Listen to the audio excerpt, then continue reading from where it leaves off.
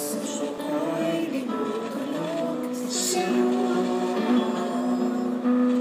Nagpapakumbaba, nagsusumamo, maging tapatin mo. Ikaw ay mamasdan, magaling ko at sa'yo ay pumisan.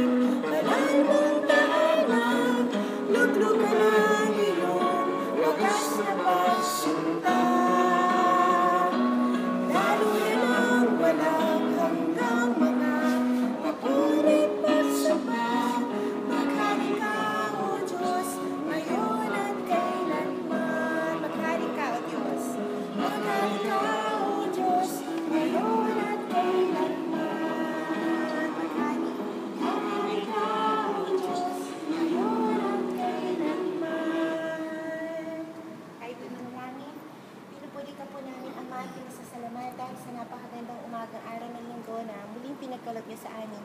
Tunay nga Ama, na loobin mo kami yung maging banal na tahanan at sana'y puspusin mo po kami ng banal na Espiritu. Mangusap ka nga po sa amin, Ama, sa umagang ito. Salamat po sa presensya ng bawat isa, lalo na po sa katiyakan ng presensya mo sa aming kalagitnaan.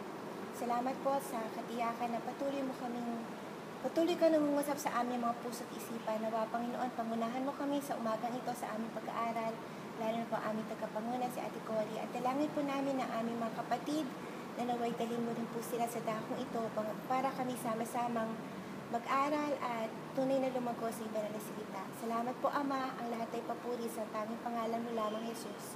Amen.